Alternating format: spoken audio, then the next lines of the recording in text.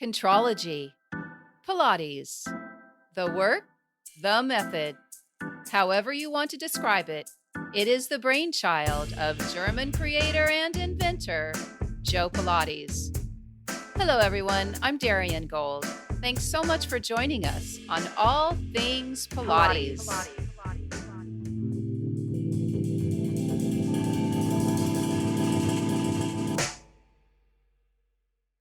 Well, it's been over 5 months since All Things Pilates has aired a new episode, and I wanted to share with you the reason why. So, in today's episode, I'm turning the mic on myself and for the first time, speaking out about my life changing experience. It won't be the entire story, but enough for you to understand my absence. For those of you who don't know me personally or aren't one of my students, I was exposed to COVID 19 in November of 2020. I had no idea how my life perception would alter or how my own sense of self would change. The doomsday reports in print and on air left little to the imagination of what could happen if infected. And when I tested positive, like any normal, rational person, I panicked.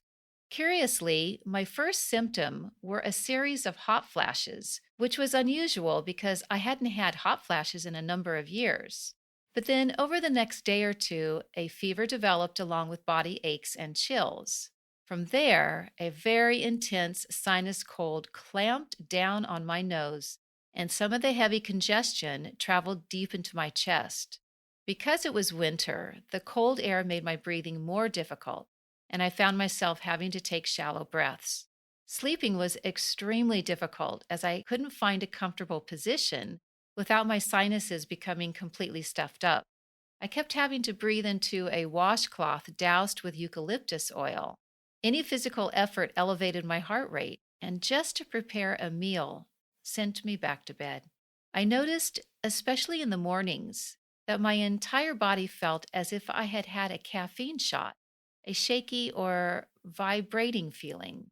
Little did I know at the time that my autonomic nervous system was completely misfiring and keeping me in a state of fight or flight. Living alone and trying to heal, I was also alone with my thoughts, and that part might have been the roughest for me. Not able to have proper perspective around my illness caused tremendous anxiety. I was afraid to move too quickly or do too many tasks for fear of my airways closing. I kept saying to myself, why isn't my body healing? What am I not doing that I should be doing? I mean, isn't this just a bad flu? But then, about a week into my illness, while resting in bed, I felt this intense pressure on my chest, as if someone was literally standing on top of me. It was at this point that I fully comprehended I was now part of the COVID club. I had never experienced this amount of stress.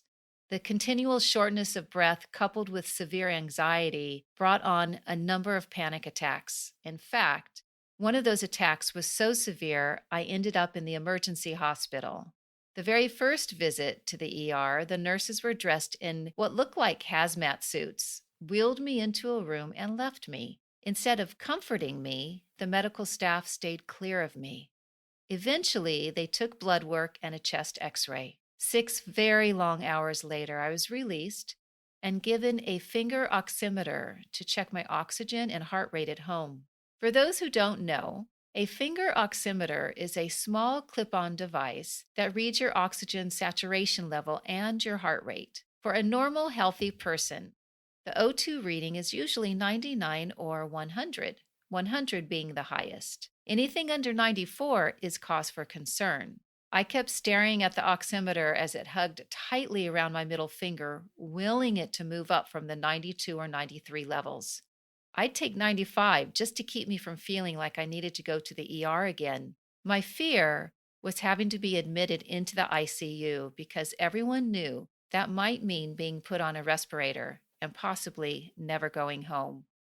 Because I was so spent emotionally and mentally, it wasn't until I got home that I was aware I felt something in my arm. Turns out that one of the nurses forgot to remove the IV, and what ensued, I suppose, is funny now, but certainly not then. As soon as I walked in my door, I got on the phone with two of my sisters, who each offered advice as what to do. One sister said go to YouTube, the other Google. It was close to 1 a.m., and I was too exhausted. Then it was suggested to call 911 again, and because I live in such a small town, it was the same guy who answered the first time when I breathlessly asked to be taken to the emergency hospital. Luckily, he knew of a mobile urgent care person on call who literally dropped what she was doing, drove up the unlit, winding road to my cottage at 1 a.m. to help me. Quickly and professionally, she removed the IV, placed a bandage on my arm, and was back in her car in less than 5 minutes. The one thing I really appreciated about my time at the emergency hospital was that the ER nurses saw me right away.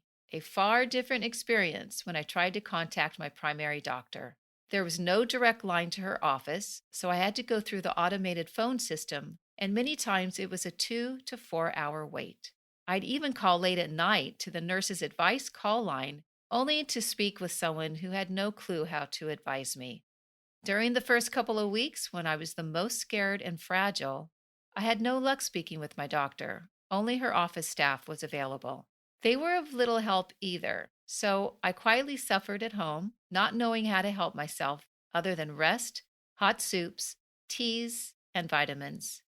I truly believe many of us long COVID sufferers are long COVID because our doctors couldn't get to us fast enough, if at all, or didn't know how to treat us. So we had to figure it out on our own. I didn't stop teaching, which in hindsight wasn't very smart because my voice tired easily, leaving my vocal cords irritated and scratchy. Consequently, I wasn't able to give many corrections or cues to my students, but they continued to show up every week even though I was just a shadow of myself. My students were all very understanding and kind as they saw me struggle to hold myself and the class together. Whenever I took a workshop from Romana in New York or elsewhere, she inevitably would say, Pilates could be summed up in 3 words: stretch, strength, and control. I pretty much lost control over my body and also my mind. My lifelong devotion to health and fitness couldn't save me this time, and I fell into a very dark hole.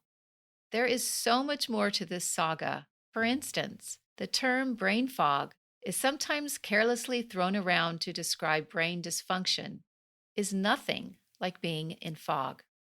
For me, it felt like someone took a stick, shoved it into my ear, and scrambled my brain.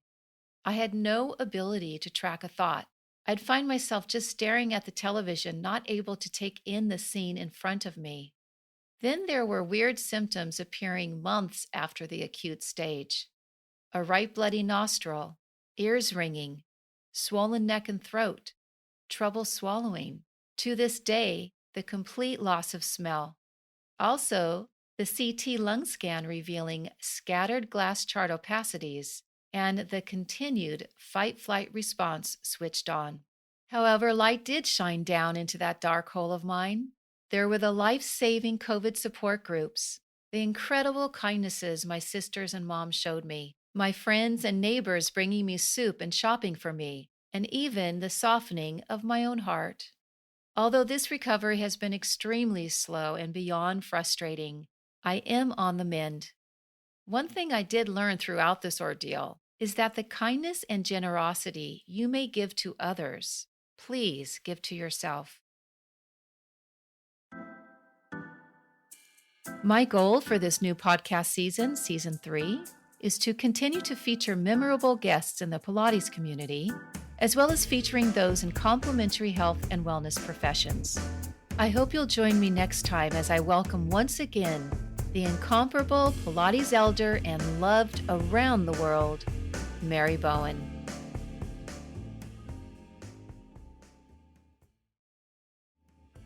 My favorite thing about the Pilates method is sharing it with my students. And sharing this passion online has allowed me to get to know many students from around the globe. So I've created a new feature on this podcast highlighting one of those students for each episode. Today's featured student is Beatrice Denise, and she lives in Bavaria, Germany. Beatrice is a web designer, and she discovered Pilates in 2012. Actually, It was my intermediate app that caught her attention, and she jumped right in. Beatrice is extremely strong and very devoted to her practice. She describes her love of Pilates this way. It seems Pilates fulfills all of my physical and mental needs in a magical way.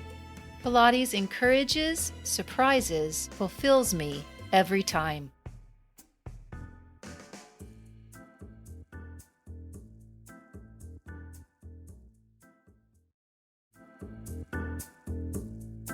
All Things Pilates is produced and hosted by me, Darien Gold. Podcast production is provided by Palm Springs Recording Studios. If you'd like to learn more about traditional Pilates or me, please visit dariengold.com.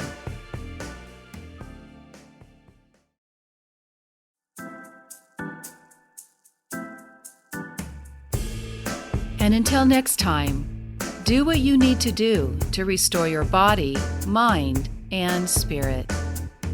Thanks so much for tuning in, and let's meet again for another episode of All Things Pilates.